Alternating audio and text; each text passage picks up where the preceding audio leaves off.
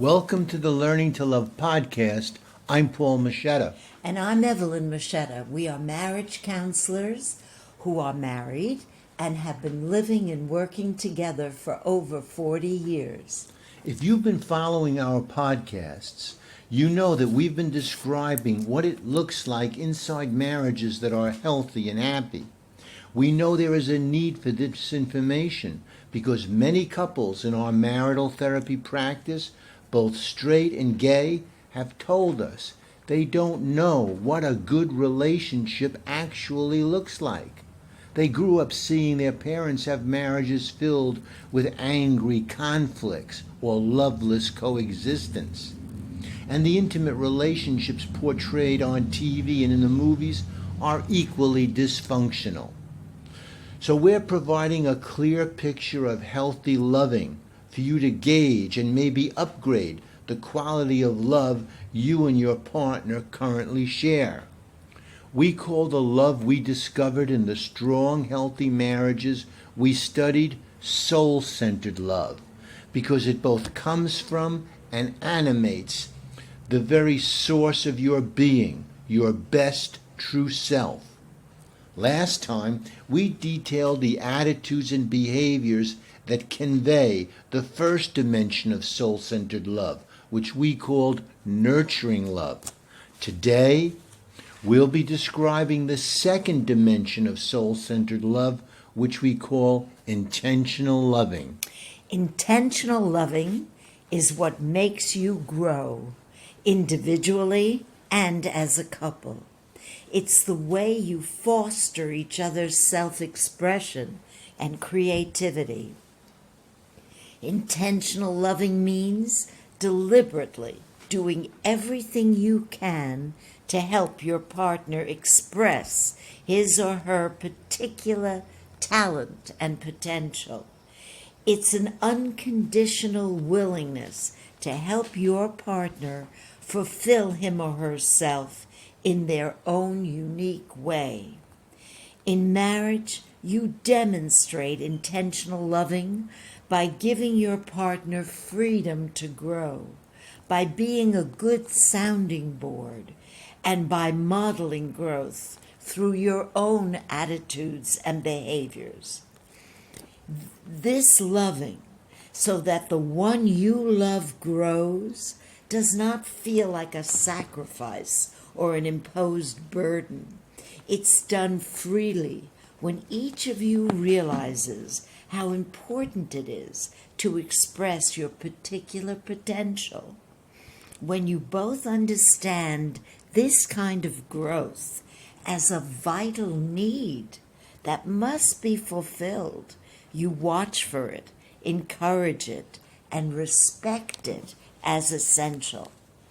Your joint commitment to mutual growth through intentional loving adds tremendous strength to your relationship.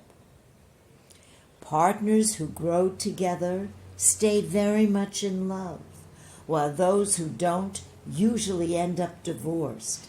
Unfortunately, some people believe that by encouraging their partner's individuality, distance will develop in their marriage and their togetherness will be threatened.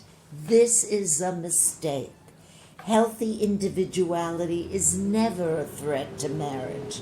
In fact, the root meaning of the word individual is undivided, inseparable, indivisible. It means being whole and connected. When each of you helps the other grow to feel this way, you create a powerful bond of love and admiration between you.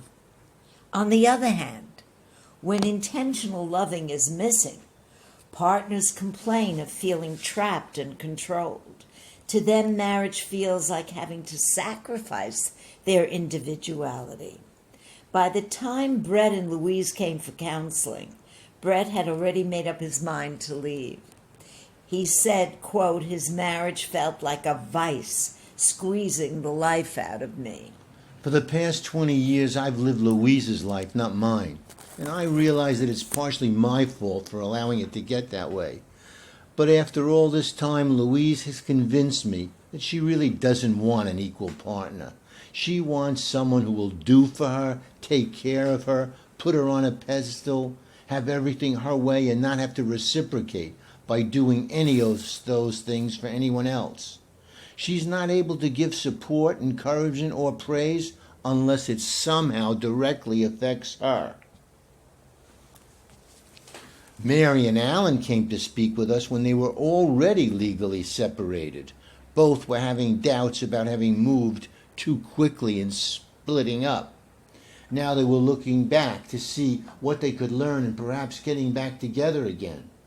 We asked them why they had separated. In May's answer, we find a good description of feeling trapped. Alan and I both work very hard, but he's also a very rigid, inflexible type of person. He always has to have his way. He wants me around him all the time. He wants to know that I'm here doing things for him, meeting his needs. That's all he cares about. My doing things for me, things that make me feel happy and good about myself, he has no tolerance for. If I can do them without any inconvenience to him, fine. If not, he wants me to drop them. I feel trapped. I can't live like that. By contrast, we see in the following example what intentionally loving looks like. Barry is an aerospace engineer who heads up a research and development team. Lauren had been a top honor student at college, but had put off having a career to raise a family.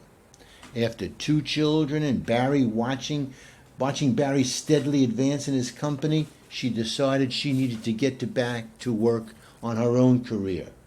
With Barry's encouragement, she applied and was accepted to medical school. Over the next 6 years, Barry, in addition to his own job, became a constant source of strength and encouragement for her. While Lauren took courses, did clinical work, and an internship, Barry, with the help of babysitters, had to take over the lion's share of child rearing, carpooling, arranging for play dates, and running a household. It also meant being there for emotional support when Lauren became overwhelmed by the stress and was ready to quit. Barry's behavior illuminates important aspects of intentional love. Number 1, he was a strong encourager, urging Lauren to apply to medical school despite her own doubts and fears. Number 2, he was willing to take on the extra household responsibilities that would fall to him once Lauren began studies. 3, he was flexible and cooperative, often going out of his way to adjust his own schedule to fit into Lauren's frequently changing class and study schedule. 4, he was willing to change roles and become a house husband, both being mother and father to their 2 children. 5, he offered his help freely without complaints or resentment. And 6, he was willing to do with less material comforts so that he could provide financially. Intentional loving is also the kind of love that carries you through periods of personal doubt, anxiety, and depression. When your partner is feeling down or upset, you can be a sounding board by putting your own feelings aside and fully hearing them out. This kind of help can only be offered. It can't be forced or pushed onto your partner. You can reach out, invite, and make yourself available. It's up to your partner to accept. When he or she does accept, you can help your partner sort out conflicted thoughts and feelings in the following ways. 1, by drawing them out. Ask open-ended questions that call for more than a yes or a no. For example, what thoughts are going through your mind right now? Or, I see that you're upset. What feelings are you having right now? These door opener kind of questions create conversation, They're a way of saying, tell me more. Number 2, listen without analyzing, forming quick opinions, or rushing in with solutions. Number 3, reflect back to your partner what you hear them saying. This will help them be clear about what they're thinking and feeling. Number 4, offer support and reassurance while discouraging negative thinking. Number 5, when asked, describe your view of the situation. Highlight for your partner what you see going on in their self-defeating attitudes and behaviors. Number 6, remind your partner to look at their upset or troubling situation from their best self and not their ego. This means asking them, if you had no fears or desires of any kind, what would you be doing differently in this situation? By being a good sounding board, you meet a major responsibility of a loving partner, creating a marital safety zone where each of you can talk comfortably about upsetting feelings or issues. This requires letting go of your need to fix things. Remember, listening does not mean you have to have answers and solutions. No matter how vague you may seem, or how confused and illogical you may sound, making the effort of putting your confused thoughts and feelings into words is crucial. By doing so, you make yourself transparent, so your partner knows what is on your mind and in your heart. When you share your innermost thoughts and feelings, you're giving your partner a genuine gesture of love. Your sharing says, I trust you and welcome you into my inner world. And this creates an immediate bond of closeness. With intentional love, you understand that helping each other sort out troublesome thoughts and feelings is a natural part of marriage. It doesn't seem inappropriate or excessive. When your partner feels down for whatever reason, help is freely offered. In survival mentality marriages, where soul-centered, intentional love is practically non-existent, partners will frequently complain about having to, quote, be a therapist for each other. That's because each is reluctant to be a caring helper because they haven't experienced their partner as caring for them in a reciprocal way. Then any offer made to help, whether it comes by way of guilt or compulsion, doesn't go well. Another way that you show intentional loving is by demonstrating attitudes and behaviors you would like to see your partner change or adapt. For example, if you want your partner to be more optimistic and less of a worrier, make sure you display a positive, optimistic outlook yourself. If you want him or her to eat differently or exercise more frequently, model that behavior yourself.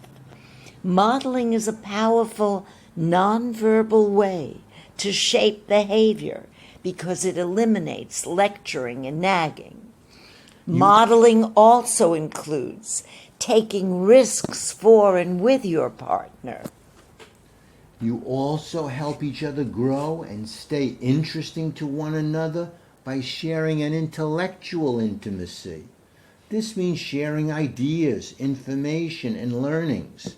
One of you may be interested in philosophy, the other in architecture, or it might be that one of you loves to cook while the other is passionate about photography, old cars, or carpentry. The interests themselves don't matter. It's sharing the interest that keeps you connected. If only one of us has such an interest, sharing it in a way will stimulate a dialogue that helps the other grow. Intentional love draws you together in the ongoing pursuit of expanding your horizons. Helping each other grow endears you to one another. It's the second basic way partners demonstrate soul-centered love. Here's a list of the attitudes and behaviors which convey intentional love. Intentional loving is conveyed by providing freedom to grow. This means, number one, providing security, being willing to support one another financially and emotionally. Number two, it means being flexible and cooperative. Rigidity is not a sign of strength of character. And three, share responsibilities. Don't hold on to fixed roles. Helping one another grow also means being materialistically undemanding. And five, it means encouraging each other's independence. Intentional loving is conveyed by being a sounding board. 1. Show interest in your partner's inner world of thoughts and feelings. 2. Listen carefully without analyzing, forming quick opinions, or rushing in with solutions. 3. Clarify what you've heard before offering a different perspective. And 4. Offer reassurance and discourage giving in to negative feelings. Intentional love is also conveyed by modeling growth, by doing the following. 1. Demonstrate behaviors and attitudes you would like your partner to adopt. 2. Take risks for and with your partner. When one of you is hesitant or feels too stuck to make a growth move, make that move together. Help your partner break new ground, and then when they feel safe, you can back off. 3. Encourage and support each other by expressing a strong belief in one another's ability. 4. Try on your partner's interests by joining them in activities. And 5. Share ideas, learnings, and readings with one another.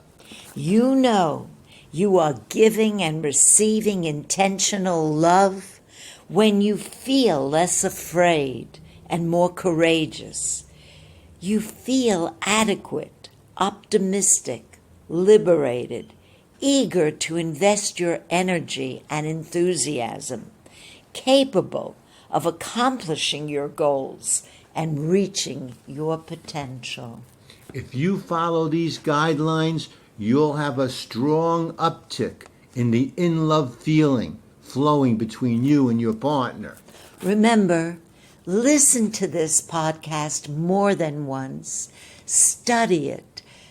Talk to each other about it. Share with each other your feelings about this.